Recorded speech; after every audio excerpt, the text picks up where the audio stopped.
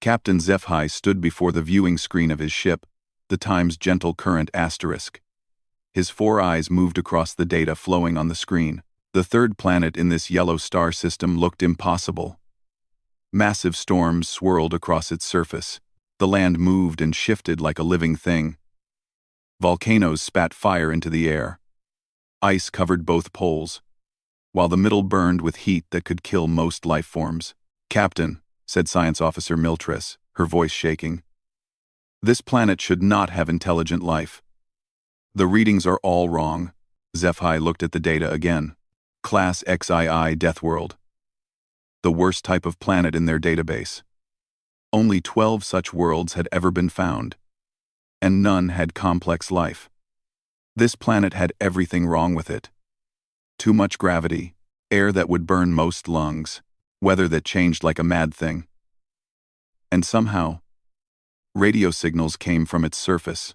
"Are you sure the signals are from intelligent beings?" HFY asked.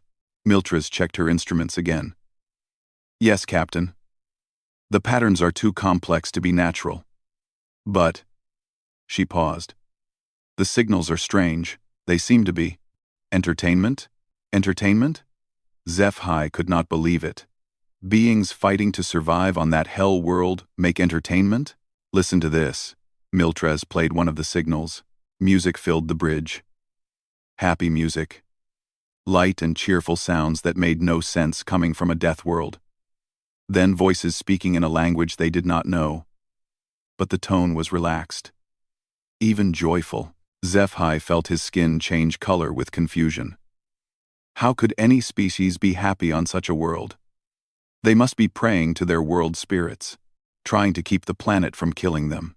The other crew members nodded. That made sense. The poor creatures below must spend all their time trying to stay alive and please whatever angry gods controlled their deadly planet. "Send the standard first contact message," HFY ordered. "But be gentle. These beings have suffered enough." 3 days later, an answer came back. The communication officer, Ralton, played the message for the captain. "This is Ambassador Chen Wei of the United Nations of Earth," the voice said through the translator. "We welcome contact with other intelligent species. We would like to arrange a meeting." The voice sounded calm, too calm for someone living on a death world.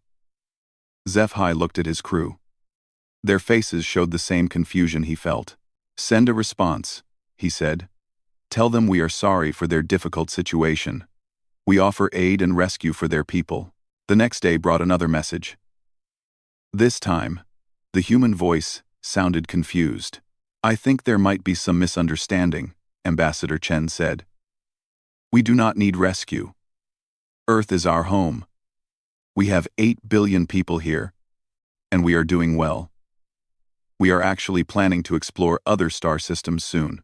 The bridge went silent. HFY felt his legs go weak. 8 billion? On a Class XII death world? That was impossible. The largest population of any species in Coalition space was only 2 billion, and they lived on perfect garden worlds. "There must be an error in translation," whispered Science Officer Miltress. HFY ordered another scan of the planet. The results came back the same. Massive cities covered the planet's surface. Lights showed civilization everywhere. Ships moved across the deadly oceans.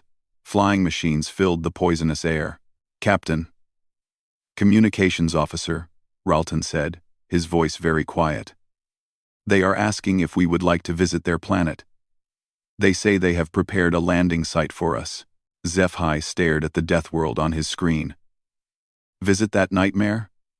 Land on a planet where the very air would burn their lungs?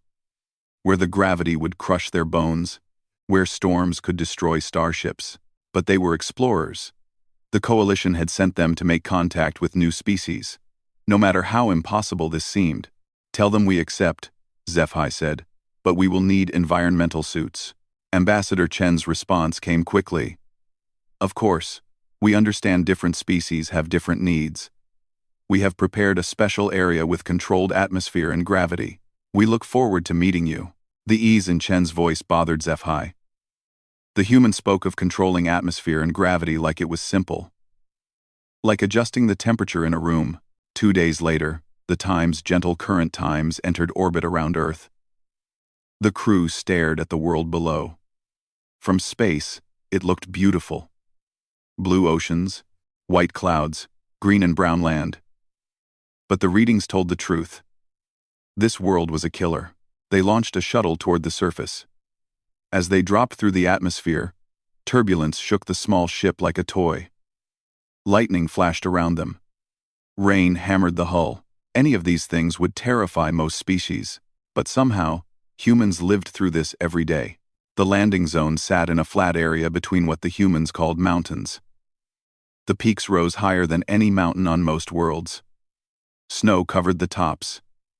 Even though this area was warm enough to boil water, as the shuttle touched down, HFY saw figures waiting for them. Humans. They stood in the open air, breathing the deadly atmosphere like it was nothing. They wore simple clothes, not environmental suits. They were smiling. Ambassador Chen stepped forward as the coalition team left their shuttle. Chen was tall by galactic standards, but normal for a human. The ambassador moved with easy confidence, like someone who had never feared anything in their life. "Welcome to Earth," Chen said through their translators. "I hope your journey was comfortable." Comfortable? They had just descended through what most species would call a hurricane. But Chen asked like they had taken a pleasant walk. "Thank you for receiving us," HFY managed to say. His environmental suit felt heavy and clumsy. The humans around them looked so free, so natural in their poisonous world. "We have prepared quarters for you in our facility," Chen continued. "We adjusted the atmosphere and gravity to match your homeworld. We also have food that should be safe for your biology." Again, the human spoke of impossibly complex things like they were everyday tasks. HFY began to realize that his people had made a terrible mistake. These were not desperate survivors clinging to life on a death world. These were the beings the death world had created. As they walked toward the human facility, HFY watched the people around them. They moved with a grace that came from living under crushing gravity. Their eyes held an alertness that spoke of constant danger survived. Their bodies looked like they were built for war, but they smiled. They laughed. They welcomed strangers from the stars, like old friends. For the first time in his long career, Captain HFY felt afraid. Not of the deadly world around him, but of what that world had made. Dr. Sarah Martinez stepped off the shuttle onto the orbital station Times Haven's Rest *. The Coalition's finest diplomatic station hung in space above a beautiful blue world. Sarah looked around at the elegant curves and soft lighting. Everything seemed designed to be peaceful and calming. "Welcome, Dr. Martinez," said Ambassador Veltara, a tall being with 6 arms and skin that changed colors. "We are honored to host humanity's first cultural exchange." Sarah smiled and shook Veltara's offered hand. The alien's grip felt like holding a flower petal. "Thank you for having me. I'm excited to learn about your civilization." Behind Sarah, Captain HFY watched the human woman. She moved wrong, too fast, too confident. Her handshake had made Veltara wince, though the ambassador tried to hide it. "We have prepared quarters for you," Veltara said, "and a full schedule of activities. But first, our medical team would like to do a basic health scan, just to make sure you are comfortable in our environment." "Of course," Sarah said. "That sounds smart." The medical bay hummed with the latest coalition technology. Dr. Hinlet, the station's chief medical officer, had examined thousands of species. He thought he knew what to expect from the human. "Please lie on the scanning table," Dr. Hinlet said. Sarah lay down, looking relaxed. The scanners began their work. Dr. Hinlet watched the readings appear on his screens. At first, everything seemed normal. Then the numbers started showing impossible things. "There must be an error," he muttered, running the scan again. "Is something wrong?" Sarah asked. No, Dr. Hinlet said quickly. "Just calibrating the equipment for your species." But something was very wrong. The scan showed a creature that should not exist. Sarah's bones were denser than most starship hull materials. Her muscles contained fibers that could generate incredible force. Her heart was a pump that could run a small factory. And strangest of all, she had backup organs. "Dr. Martinez," Dr. Hinlot said carefully. Could you tell me about human medical care? How do you treat injuries? Sarah shrugged. Depends on the injury. Cuts usually heal on their own in a few days. Broken bones take a few weeks. Most illnesses, our immune system handles automatically. Dr. Hinlot stared at his readings. A few weeks for broken bones? Most coalition species needed months of medical treatment for such injuries, and their immune systems could barely handle minor infections without help. What about major injuries? He asked. Well, humans have survived losing entire limbs and organs, Sarah said. We're pretty tough to kill permanently. The medical scanner beeped with final results. Dr. Hinlot looked at the display showing Sarah's redundant organs, self-repairing tissues, and enough physical strength to tear apart most known materials. Very interesting, he managed to say. Meanwhile, on Earth, the Coalition's cultural exchange team was having their own shocking discoveries. Science Officer Miltris sat in her environmental suit, watching human children play in what they called a playground. The playground equipment rose 3 times higher than any structure on her homeworld. Metal bars and platforms that would challenge trained soldiers. And human children, some barely old enough to walk, climbed on it like they were born for it. Careful, Tommy. A human parent called as a small child hung from bars high above the ground. Miltres watched in horror as the child lost his grip and fell. The drop would have killed any Coalition youngster. It would have seriously injured most adults. Tommy hit the ground and bounced. Actually bounced. Then he laughed and ran toward another piece of deadly equipment. Are human children different from human adults? Miltres asked Dr. Williams, the human scientist assigned to guide her. Dr. Williams looked confused. Different how? More? Durable? Stronger? Dr. Williams laughed. Oh no. Kids are much more fragile than adults. We have to watch them constantly to keep them safe. Miltres looked back at the playground where human children were doing things that would terrify Coalition special forces. Back on the station, Sarah Martinez had started her daily routine. She changed into simple clothes and began jogging through the corridors. Security Officer Crafton saw the human running toward him and immediately hit the emergency alarm. A being moving that fast could only mean attack or disaster. The station's response team arrived in seconds, weapons ready. They found Sarah jogging in place, looking confused. Is everything okay? She asked. I heard an alarm. Why were you running? Crafton demanded, his weapon still aimed at her. Exercise, Sarah said simply. I run every morning to stay healthy. Exercise? Crafton had never heard the word used that way. Physical fitness, Sarah explained. Humans need to move and work our muscles regularly, or we get weak and sick. The security team looked at each other. The human had been moving at speeds that would require emergency medical treatment for most species. And she did it for fun. How often do humans do this? Crafton asked. Most of us exercise every day, Sarah said. Some people exercise twice a day. Most of us exercise every day. Later that evening, the station held a diplomatic dinner. The Coalition chefs had prepared their finest foods for their human guest. Delicate flavors, perfectly balanced nutrients, and gentle seasonings that would not shock alien taste buds. Sarah tried each dish politely. These are very nice, she said. But do you have anything spicier? Spicier? Asked Chef Mulwin. You know, more heat, peppers, hot sauce, something with a kick. Chef Mulwin looked confused. Heat? But food is not supposed to cause pain. Oh. Spicy food doesn't really hurt, Sarah said. It just adds flavor. Chef Mulwin brought out what his people considered the most intense seasoning they had. Sarah tasted it and smiled politely.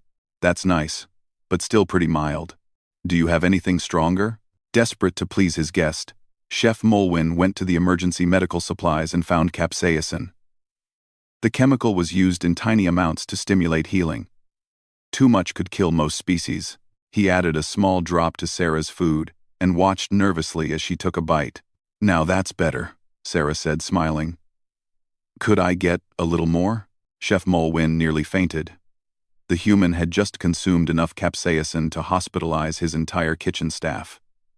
And she wanted more. At the same time, Dr. Hinlot was reviewing Sarah's medical scans with the station's senior staff. The numbers made no sense. According to these readings, he said, humans should not be able to exist. Their body chemistry would be toxic to most life forms. Their physical capabilities are beyond anything we've recorded. They appear to be living weapons. Ambassador Veltara's skin changed to worried purple. But Dr. Martinez seems so peaceful, so friendly. That's what worries me most, Captain HFY said. A species this dangerous should be aggressive, violent. But they smile and shake hands and talk about art and music. Maybe, said Dr. Hinlot slowly, they're so dangerous that they don't need to be aggressive. Maybe they're so confident in their strength that they can afford to be kind. The thought sent chills through everyone present. On Earth, Science Officer Miltrez was learning about human history from Dr. Williams. They sat in a museum filled with artifacts from humanity's past. This section covers the Ice Age, Dr. Williams explained. A time when our planet was covered in ice for thousands of years. How did your people survive? Miltrez asked. We adapted, Dr. Williams said simply. We learned to make tools, control fire, work together. We hunted the large animals that lived then. What kind of large animals? Dr. Williams showed her a picture of a woolly mammoth. These were common. We hunted them for food. Miltrez stared at the image. The creature was enormous, with massive tusks and thick fur. It looked like it could destroy a small building. How? She whispered. Sharp sticks, mostly, Dr. Williams said casually. And teamwork. A group of humans could bring down just about anything, if they worked together. Miltrez realized she was looking at the evidence of something terrible. Humanity had not just survived on their death world. They had conquered it. They had taken the most dangerous planet in the galaxy and made it their home. And now they were reaching for the stars. That night, as reports flowed in from both Earth and the station, Captain HFY sat in his quarters, trying to understand what his people had found. Humans were impossible. They were too strong, too tough, too dangerous to exist. But they did exist. And they were coming to the stars with their smiles, and their kindness, and their terrible, beautiful strength. The galaxy would never be the same. Professor Williams stood before the largest gathering of coalition scientists ever assembled. The conference hall on Times Haven's rest times had been expanded to hold representatives from 43 different species. They had all come to hear about human evolution and history. Ambassador Veltara introduced the speaker. Professor Williams will share the story of how humanity developed on Earth. This information will help us understand our new friends better. Professor Williams smiled and activated the holographic display. An image of Earth appeared, beautiful and blue, spinning slowly in the center of the room. 4.5 billion years ago, Williams began. Our planet was very different. It was a ball of molten rock, constantly hit by asteroids and comets. The image changed to show the early Earth, a hellscape of fire and destruction. Several aliens in the audience made sounds of distress, but life found a way, Williams continued. Simple organisms appeared in the oceans. Then something happened that shaped everything that came after. The display showed a massive asteroid striking the planet. This impact killed the dominant life forms and changed our world completely. We call it the first great extinction event. Dr. Hinlot raised a medical appendage. Extinction event? A disaster so large that it kills most life on the planet, Williams explained. Earth has had 5 major ones. Each time, life had to start over. Each time, it came back stronger. The audience stirred uneasily. Most coalition worlds had never experienced even minor disasters. The idea of 5 world-ending catastrophes was beyond their understanding. After the first extinction, life developed again, Williams said. The display showed simple ocean creatures. But Earth was not finished testing life. Massive volcanic eruptions covered the planet in poison gas. Ice ages froze the entire world. The continents crashed into each other, creating mountains that reached into space. Science officer Miltris checked her notes. She had studied Earth's geology. The mountain ranges were impossibly tall. The volcanic activity was constant. The weather patterns were violent enough to destroy most civilizations. Each disaster made life stronger, Williams continued. Species that survived had to be tough. They had to adapt quickly. They had to work together or die alone. The display showed the evolution of life through millions of years. Fish that could breathe air when the oceans dried up. Plants that could survive in poisoned soil. Animals that could live through ice ages and volcanic winters. About 6 million years ago, our ancestors appeared, Williams said. The display showed early primates in African forests. They were not the strongest animals. Not the fastest. Not the biggest. But they had something special. What? Asked Dr. Hinlat. They could think. And they could work together. The display showed early humans gathering in groups, making simple tools, sharing food. They looked small and weak compared to the massive predators around them. Earth tested them constantly, Williams said. Droughts that lasted decades, floods that covered continents, predators that could crush them with one bite. And the ice ages. The image changed to show Earth covered in ice. For 2 million years, our planet went through cycles of freezing and thawing. Most life died. But somehow, our ancestors survived. Captain HFY leaned forward. How? They learned. Williams said simply. They made fire. They made better tools. They hunted the largest animals on the planet for food. The display showed a group of early humans surrounding a massive woolly mammoth. The humans looked tiny next to the giant creature. Mammoths weighed 6 tons, Williams explained. They had thick skin, massive tusks, and incredible strength. They could destroy trees just by walking through them. And humans hunted these creatures? Veltara asked, her skin turning pale yellow with shock. With sharpened sticks and teamwork, Williams nodded. A group of 20 humans could bring down a mammoth. They developed hunting strategies that took days to complete. They learned to work together so well that no animal on Earth could stand against them. The audience sat in stunned silence. The images showed humans driving entire herds of giant animals off cliffs, using fire to control massive predators, building shelters in environments that would kill most life forms. But the ice ages were just practice, Williams continued. About 74,000 years ago, something happened that nearly ended humanity forever. The display showed a massive volcanic eruption. The Toba supervolcano exploded with the force of all our nuclear weapons combined. It covered the planet in ash for years. The temperature dropped so far that most plants died. We call it a volcanic winter. Dr. Hinlat checked his instruments. The energy readings from the ancient eruption would have sterilized most worlds. How many humans survived? He asked. We think about 10,000, Williams said. Maybe fewer. The room erupted in shocked voices. 10,000 individuals?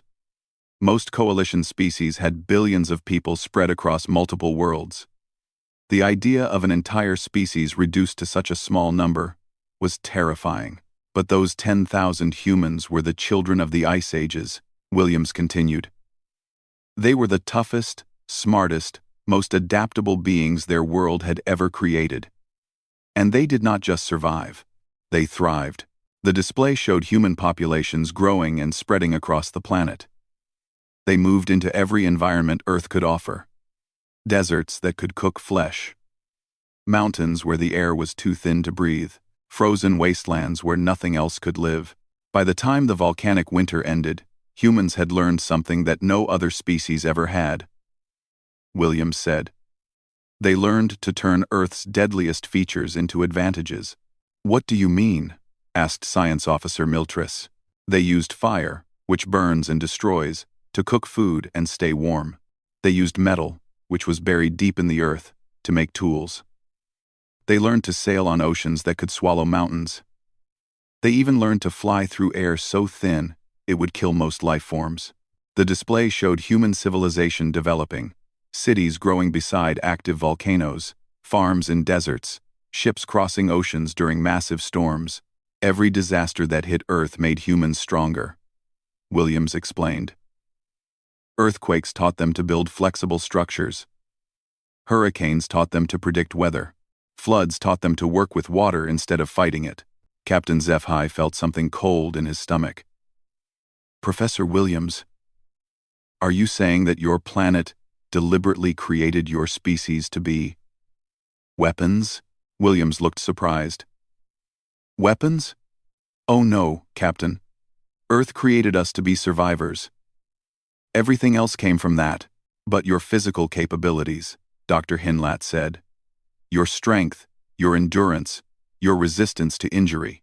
Those are survival traits, Williams said. Humans who could run long distances, could chase food, or escape danger. Humans who could heal quickly could survive injuries. Humans who could think clearly under pressure, could solve problems. The display showed modern humans doing everyday tasks. Running for exercise. Playing sports that would hospitalize most coalition species. Working in environments that qualified as hazardous duty on most worlds. The most important thing Earth taught us, Williams continued, was that survival is not about being the strongest. It's about working together. A single human cannot bring down a mammoth, but 20 humans working as a team could bring down anything. He showed images of human cooperation. Cities built by millions working together. Disasters where humans risked their lives to save strangers. Explorations into space, where the only reason was to learn and explore. Earth made us tough, Williams concluded, but we chose to be kind. The room fell silent. The coalition representatives looked at the data they had gathered. Humans were products of the most dangerous world ever discovered. They had been forged by disasters that would end civilizations. They had survived challenges that should have been impossible, and they used that strength to create art, music, and friendship. After the presentation, the coalition leaders met in emergency session. We have made a terrible mistake, said Admiral Nethkal of the Hegemony Fleet. We thought we were meeting desperate survivors. Instead, we have found the most dangerous predators in the galaxy, but they seem peaceful, Veltara protested. They share their knowledge freely. They offer help to anyone who needs it. That makes them more dangerous, not less, Captain HFY said quietly. A violent species, we could understand. We could fight them or avoid them. But a species with human capabilities that chooses to be peaceful? They could destroy us without trying. Dr. Hinlat looked at his medical scans again. Every human is a living weapon that has decided to be a doctor instead. What do we do? Veltara asked. The room had no answer. Humanity was coming to the stars. There was no stopping that now. The only question was what would happen when they arrived. On Earth, Professor Williams finished packing his notes. He had enjoyed talking about human history. The aliens seemed very interested, though some of them looked worried. He did not understand why. After all, he had only told them about how humans learned to survive and work together. He thought they would find that inspiring.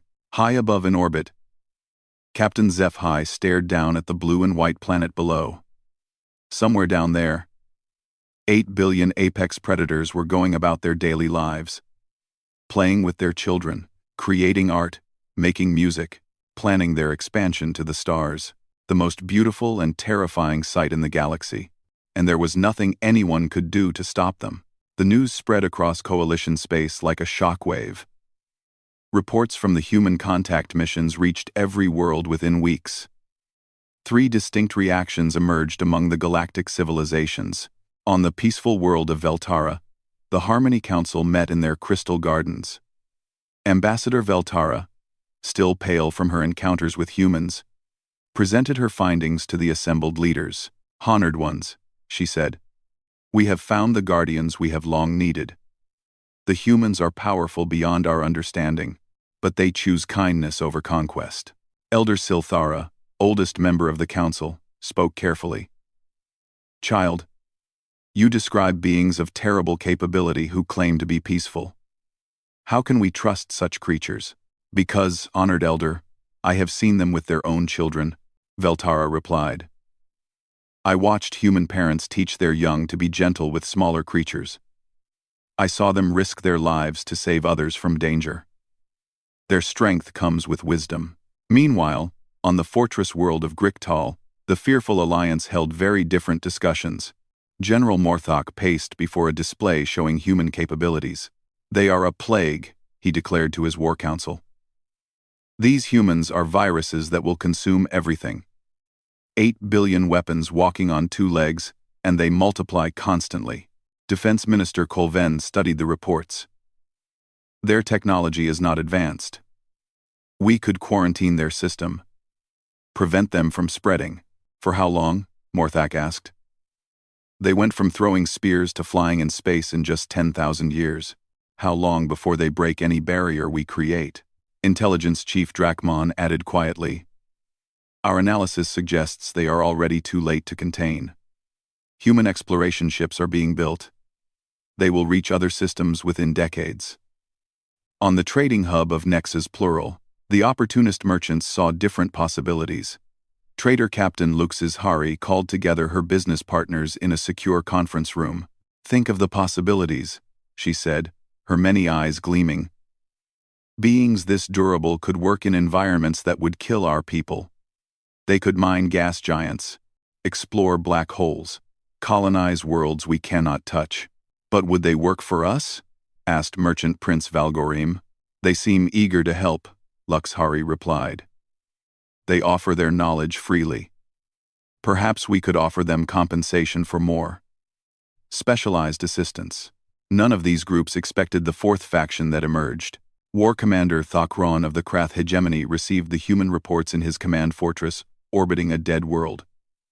The Krath had built their empire on strength and conquest. They respected only power and viewed mercy as weakness.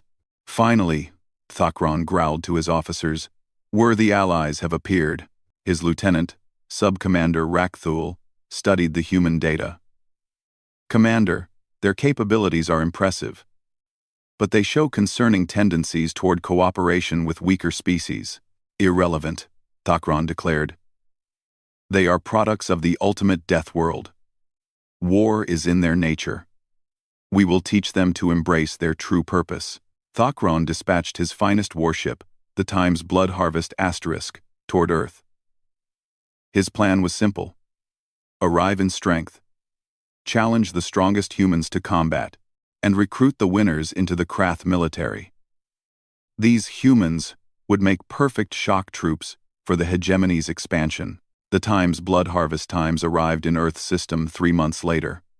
The massive warship, designed to inspire fear, took position near the human orbital stations. Thokron sent a direct message to Earth's governments. I am War Commander Thokron of the Krath Hegemony. I come to offer alliance to Earth's warriors. Send your strongest fighters to face our champions in honorable combat. The victors will join our eternal campaign of conquest. The human response confused him. This is President Martinez of the United Earth Government. We appreciate your interest in our people, but we do not settle disputes through combat. We would be happy to arrange diplomatic meetings to discuss mutual cooperation. Thokron read the message 3 times. They refused combat? How could warriors refuse the chance to prove their strength? They must not understand, he told Rakthul. Send a clearer challenge. Tell them their greatest warrior must face our champion, or we will consider them weak and unworthy of alliance. The second human response was even more confusing. War Commander Thokron, we understand your cultural traditions involve combat trials. However, humanity has moved beyond using violence to solve problems. We believe strength should protect others, not dominate them. We invite you to visit Earth to learn about our civilization. Thokron felt anger building in his 4 hearts. These humans mocked the warrior way. They claimed to be strong but refused to prove it. Perhaps the coalition reports were wrong. Perhaps these creatures were actually weak pretenders. Prepare landing shuttles, he ordered. We will go to this Earth and show them what real warriors look like. Thokron led 50 of his best fighters to the surface. They landed at a human military base, expecting to find fellow warriors eager for battle. Instead, they were greeted by Colonel Maria Rodriguez of the United Earth Marine Corps. Colonel Rodriguez was smaller than most Krath, but she moved with the easy confidence that Thakron recognized in true fighters. She wore simple clothing with no visible weapons or armor. "Welcome to Earth, War Commander," she said through translators. "I am Colonel Rodriguez. I command the security forces for this region." Thakron looked around the human base. The soldiers here were clearly military, but they seemed relaxed. No weapons drawn. No aggressive postures. They treated the arrival of alien warriors like a social visit. "Colonel," Thakron said, "I challenge you to single combat to determine which of our species is stronger." Rodriguez looked surprised. "I cannot accept that challenge, War Commander." "Because you fear defeat?" Thakron asked, his voice showing scorn. "Because I am not here to fight you," Rodriguez replied calmly. "I am here to protect people. Fighting you would serve no purpose." Thakron felt confusion rising. "But you are a warrior. Combat is your purpose." "I am a soldier," Rodriguez corrected. "My purpose is to keep people safe. Sometimes that requires fighting. But only when no other choice exists." "You speak like a weak creature afraid of battle." To Thakron's amazement, Rodriguez smiled. "War Commander, I have fought in 12 major conflicts and 43 smaller ones. I have led troops through situations that would challenge any warrior. But I learned long ago that the strongest fighters are those who know when not to fight." Thakron's anger overcame his confusion. This human mocked everything the Krath believed. "If you will not accept my challenge as a fellow warrior, then I will treat you as an enemy." He drew his energy blade and lunged at Rodriguez with the speed that made him champion of the Krath military. Rodriguez moved. Thakron found himself on the ground, his weapon gone, with Rodriguez's hand on his throat. The human had not drawn any weapon. She had simply moved faster than his eyes could follow and put him down like he was a training dummy. "War Commander," Rodriguez said, her voice still calm, "you are injured and far from your ship. Let me help you up." Thakron stared at her in shock. She had defeated him in seconds, using only her hands. She could kill him easily. Instead, she offered to help him stand. "Why?" he whispered. "Because you are hurt, and I can help," Rodriguez said simply. "That is reason enough." She helped him to his feet and guided him to a chair. Then she did something that shattered everything Thakron thought he knew about strength. She brought him water and checked his injuries with genuine concern. "Your shoulder is bruised," she said. "Our medical team can treat that if you like." Thakron could not speak. In Krath culture, the defeated became slaves or were killed. The idea of treating an enemy's wounds was impossible to understand. "I do not understand your people," he finally said. "We are strong enough to be gentle," Rodriguez replied. "Earth taught us that survival is not about defeating others. It is about protecting what matters. But your capabilities. You could conquer entire star systems." "Things. Why would we want to?" Rodriguez asked. "We have more than enough challenges at home. We would rather explore, learn, and help others than waste our energy on conquest." Thakron spent 3 days on Earth, trying to understand these impossible creatures. He watched human children play games that would train Krath warriors. He saw human artists create beauty from materials his people used for weapons. He observed human scientists working with coalition researchers, sharing knowledge freely. Most disturbing of all, he met human soldiers who had fought in their species' wars. They spoke of battle not with pride, but with sadness. They talked about the people they had saved, not the enemies they had killed. "We fight when we must," explained Sergeant Chen, a veteran of Earth's last major war. "But we dream of a time when fighting is no longer necessary." "You are warriors who wish to end war?" Thakron asked. "We are people who wish to end the need for war," Chen corrected. On his last night on Earth, Thakron sat with Colonel Rodriguez overlooking the human city below. Millions of lights spread to the horizon, each one representing humans living their lives in peace. "Your people could rule the galaxy," Thakron said quietly. "Why would we want to rule anyone?" Rodriguez asked. "We would rather stand beside others as friends Then above them, as masters, Tok'ron felt something breaking inside his mind. Everything the Krath believed about strength and power was wrong. True strength was not the ability to destroy. It was the ability to protect, not the power to take, but the choice to give. "What will you do now?" Rodriguez asked. Tok'ron looked up at the stars where his empire waited. An empire built on conquest and fear, where the strong ruled the weak and mercy was considered failure. "I think," he said slowly, "I must return to my people and tell them about a different kind of strength." As the Time's Blood Harvest Times departed Earth's system, Tok'ron carried with him the most dangerous weapon humanity possessed, not their physical capabilities or their technology, but their ideas about what strength really meant. The galaxy was about to learn that some things were more powerful than warships, and some kinds of strength could not be conquered. 6 months after Tok'ron's return to Krath space, the galaxy faced its greatest crisis in 1,000 years. The Krath hegemony had splintered. Half of their military had followed Tok'ron's new philosophy, refusing to continue their campaigns of conquest.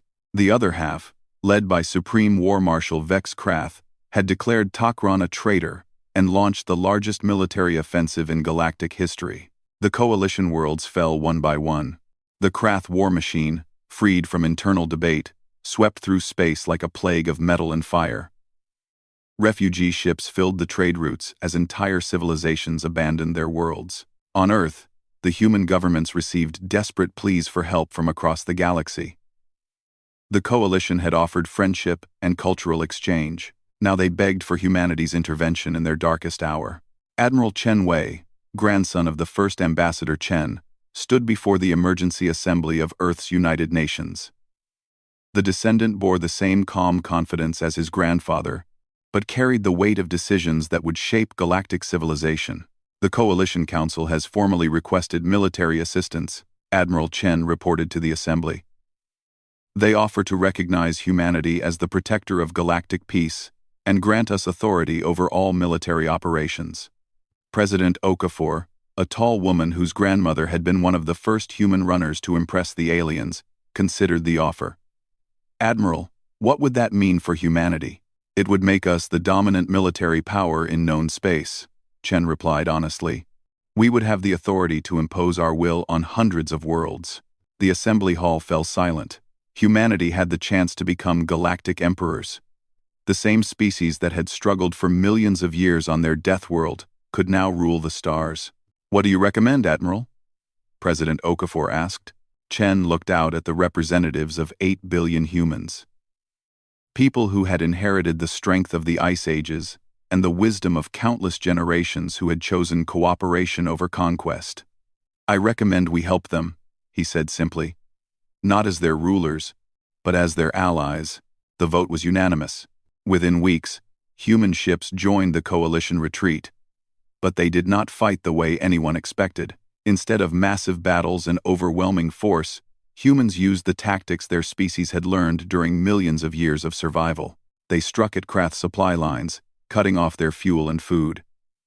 They rescued civilians from occupied worlds, evacuating entire populations before the Krath could establish control. They captured Krath commanders and offered them medical treatment and comfortable imprisonment instead of the torture or execution the warriors expected. Most importantly, they began broadcasting on all frequencies across Krath space. Not threats or demands for surrender, but simple messages about what life could be like without endless war. The broadcasts showed human cities where former enemies lived in peace. They showed Krath refugees who had fled the violence, being welcomed on human worlds. They showed Tok'ron himself, working with human advisors to plan humanitarian aid programs. Supreme War Marshal Vex Krath watched these broadcasts from his flagship, the massive dreadnought Times Eternal Conquest **. Each message filled him with greater rage. The humans were doing something worse than defeating his armies. They were making his own people question the Krath way of life. "They fight like cowards," he declared to his war council. "They run from direct battle and hide behind words instead of weapons." "War Marshal," his intelligence chief reported, "our casualty reports are unusual." "What do you mean?" "The humans capture our forces but do not kill them. Our soldiers are being sent to prisoner camps where they receive food, medical care, and education about human culture. Many of them are requesting to remain there, rather than be exchanged. Vexcrath felt something cold in his chest. They are corrupting our warriors with weakness. There is more, War Marshal. The humans have begun offering citizenship to any Krath who wish to leave military service. Thousands are accepting. Vexcrath stood up so fast his chair fell over. Send the entire fleet to Earth. We will end this madness by destroying the source. The greatest armada in galactic history jumped to Earth's system. 5,000 warships, each one capable of destroying planets, converged on humanity's homeworld. It should have been the end of human influence in the galaxy. Instead, they found Admiral Chen waiting for them with a small fleet of human vessels. Supreme War Marshal Vex Krath, Chen broadcast to the Krath flagship. I am Admiral Chen Wei of the United Earth Fleet. I would like to arrange a meeting. You wish to surrender? Vex Krath replied. I wish to talk, Chen said simply. Vex Krath looked at his displays. The human fleet was outnumbered 100 to 1. Any sane commander would flee or beg for mercy. Instead, this human wanted a conversation. You have 1 hour, Vexcrath declared. Come aboard my ship alone, or we will destroy your world. I accept, Chen replied immediately. Admiral Chen arrived aboard the Times Eternal Conquest Times accompanied only by a translator. Vexcrath received him in the ship's war room, surrounded by weapons and battle honors from 1,000 conquered worlds. You are either the bravest human I have met, or the most foolish, Vexcrath said. Chen looked around the room at the displays of military might. I am neither, War Marshal. I am simply someone who believes we can do better. Better? Vexcrath gestured at the walls covered in Krath battle flags. We are the strongest military force in galactic history. We have conquered more worlds than any empire before us.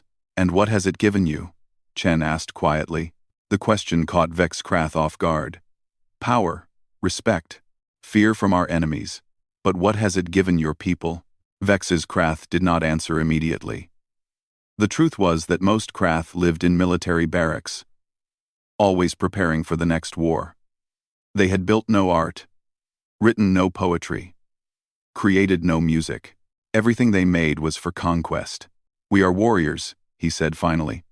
War is our purpose. Why? Chen asked. Because we are strong. So are we, Chen replied calmly. Probably stronger than you, based on our physical capabilities. But we chose a different path. Vexcrath felt anger rising. Your path is weakness. You refuse to use your strength to rule others. Our path is strength, Chen corrected. True strength. The kind that protects instead of destroys. Meaningless words. Chen activated a small device that projected images into the air between them. Let me show you something. The images showed Earth during humanity's greatest disasters. Earthquakes that leveled cities, hurricanes that covered entire continents, volcanic eruptions that darkened skies for years. But they also showed humans responding to these disasters, people risking their lives to save strangers, communities rebuilding together, strangers sharing food and shelter with those who had lost everything. This is what Earth taught us, Chen explained. When disaster strikes, you have two choices. You can fight each other for the scraps that remain, or you can work together to build something better. The images changed to show modern Earth, cities that could withstand any natural disaster, technology that could predict and prepare for catastrophes, a civilization that had turned their death world into a garden while keeping all the strength their harsh world had given them. We chose to build, Chen continued. And when we met other species who were struggling with their own challenges, we chose to help them build too. Vex Krath stared at the images. The humans had accomplished something the Krath had never imagined. They had created an empire without conquest, strength without cruelty, order without fear. Your people would never accept such changes, Vexcrath said. But his voice lacked conviction. Chen activated the device again. New images appeared showing Krath refugees on human worlds. They were not in prisoner camps or slave quarters. They lived in regular houses, worked regular jobs, raised families. They looked happy. War, Marshal, Chen said gently. When was the last time you saw a Krath child playing? The question hit like a physical blow. In Krath society, children began military training as soon as they could walk. Play was considered wasteful. Fun was weakness. When was the last time you created something just because it was beautiful? Chen continued. When did you last help someone who could not help you in return? Vex's Krath found he could not answer any of these questions. Your people are not evil, Chen said. They are strong, brave, and capable. But they have been told that strength means domination. We want to show them that strength can mean protection. And if I refuse? Chen looked directly into Vex Krath's eyes. Then we will stop you. Not because we hate you, but because we cannot allow innocent people to suffer. You think you can defeat the entire Krath military? Yes, Chen said without hesitation. If we must, we will. But we would rather teach you why you do not need to fight at all. For the first time in his life, Vex Krath faced something he had never encountered, an opponent who was confident in their ability to destroy him but chose mercy instead. The humans could end the Krath Empire. They had the strength to impose their will on the entire galaxy, and they chose not to.